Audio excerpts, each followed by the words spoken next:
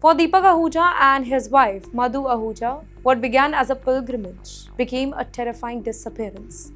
According to the reports, the couple, aged between 60 and 57, they were the US citizens and OCI cardholders who had traveled from America for the Kailash Mansarovar pilgrimage.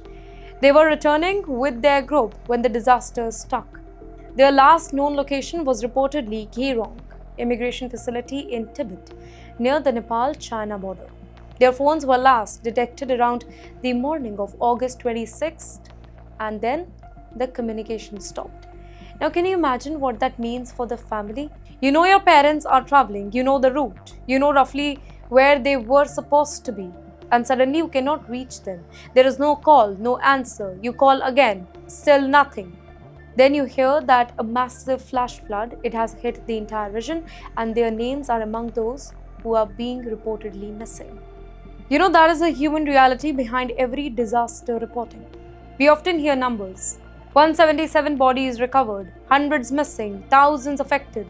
But families don't experience a disaster as a statistics. They experience it as an unanswered phone call. In the meantime, rescue efforts have already been complicated by the very geography of that place. This is the Himalayas. Roads can be washed away, bridges can collapse, power, it can disappear. Telecommunication can stop, and reaching one isolated location, it can become a mission in itself. Authorities were working to trace missing travelers and evacuate people from vulnerable areas. But until contact is established, families remain in uncertainty now. And that uncertainty, it can be unbearable.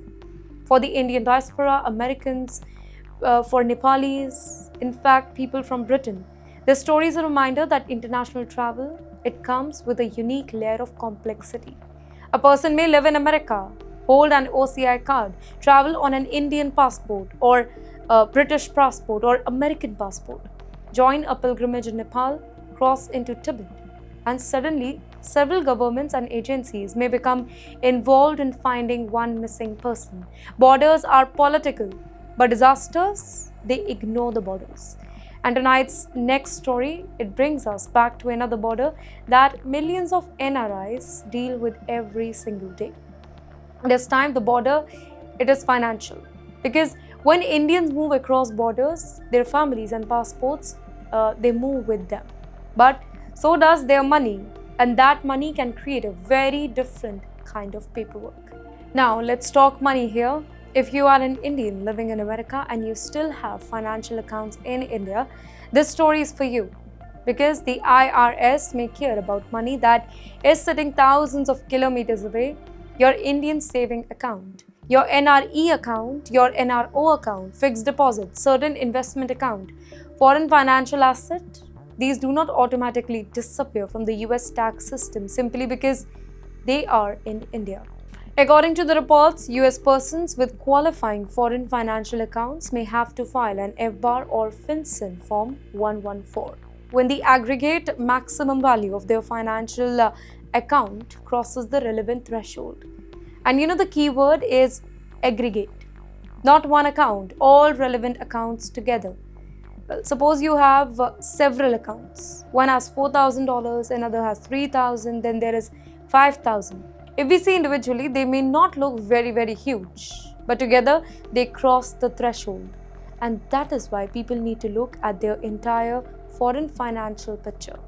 And yes, then there is FATCA. FBAR and FATCA, they are not the same thing. They are two separate reporting systems. One does not automatically replace the other one. And that is a very, very common misunderstanding, by the way. And then comes the part that makes people nervous. Penalties. The US tax system can impose serious penalties for failure to comply with foreign account reporting rule, particularly when authorities determine that conduct is willful. That is why the whole report, it strongly emphasizes record keeping, bank statements, investment statements, in fact, foreign income record, exchange rate calculation and documentation. Why? Because when it comes to foreign asset, the question that is not only how much money do you have, it is also, can you explain where it came from, what it earned, and whether you reported it correctly or not. Yes, there is an important point here.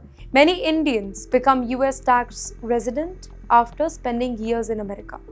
They may continue thinking of their Indian accounts as India money, but tax residency, it can create reporting obligations that follow the individual, not the bank account. And that is why NRIs need to understand their US tax status rather than assume that an account in India is automatically outside the US system.